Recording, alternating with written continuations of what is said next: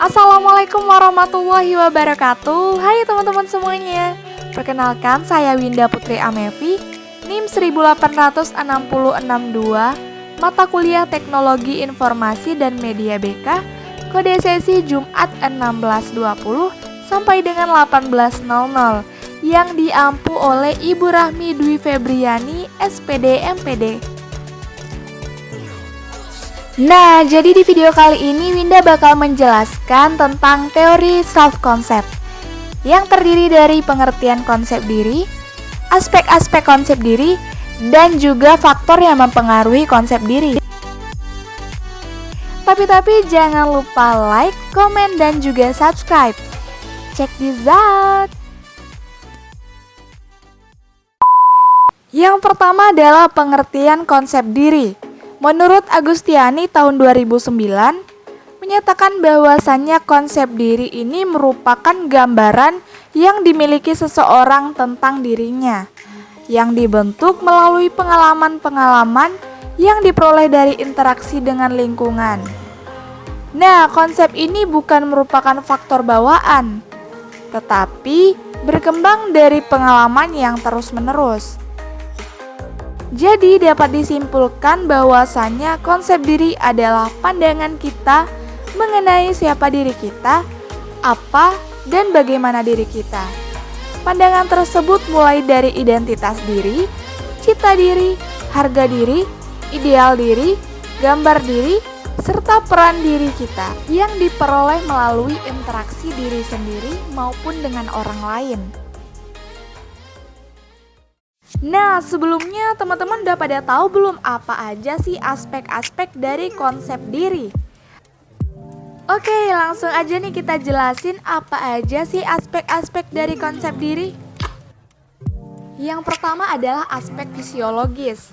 Aspek fisiologis dalam diri berkaitan dengan unsur-unsur seperti warna kulit, bentuk, berat atau tinggi badan, raut muka, memiliki kondisi badan yang sehat, normal atau cacat, dan lain sebagainya.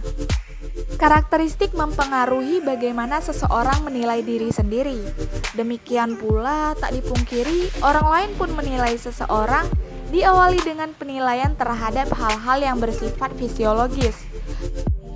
Walaupun belum tentu benar, masyarakat seringkali melakukan penilaian awal terhadap penilaian fisik untuk dijadikan sebagian besar respon perilaku seseorang terhadap orang lain. Yang kedua adalah aspek psikologis.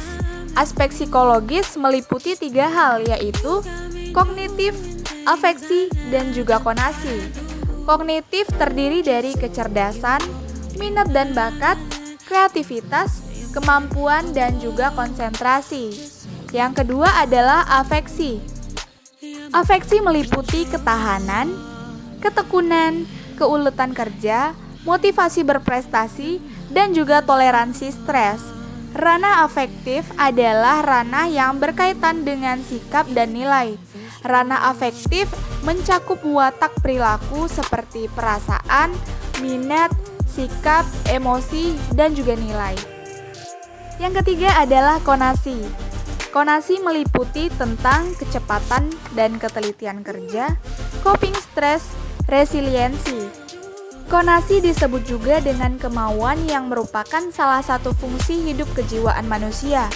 Dapat diartikan sebagai aktivitas psikis yang mengandung usaha aktif dan berhubungan dengan pelaksanaan suatu tujuan.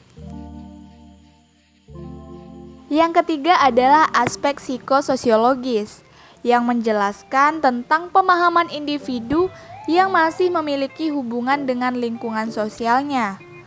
Seseorang yang menjalin hubungan dengan lingkungannya dituntut untuk dapat memiliki kemampuan berinteraksi sosial, komunikasi, menyesuaikan diri, dan bekerja sama dengan mereka. Tuntutan secara langsung maupun tidak langsung mempengaruhi agar individu menaati aturan-aturan sosial.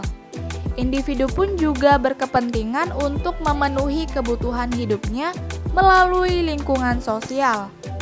Dengan demikian, terjadi hubungan mutualisme antara individu dengan lingkungan sosialnya. Yang keempat adalah aspek psikospiritual, menjelaskan tentang kemampuan dan pengalaman individu yang berhubungan dengan nilai-nilai dan ajaran agama. Aspek spiritual meliputi 3 unsur, yaitu ketaatan beribadah, kesetiaan berdoa, dan berpuasa, serta kesetiaan menjalankan ajaran agama. Diri yang berhubungan dengan aspek spiritual ini bersifat vertikal, yang artinya keberadaan individu masih berhubungan erat dengan Tuhan. Yang kelima adalah aspek psikoetika dan moral, yang menjelaskan tentang suatu kemampuan memahami dan melakukan perbuatan berdasarkan nilai-nilai etika dan juga moralitas. Oleh karena itu, proses penghayatan dan pengamatan individu terhadap nilai-nilai moral tersebut menjadi sangat penting karena akan dapat menopang keberhasilan seseorang dalam melakukan kegiatan penyesuaian diri dengan orang lain.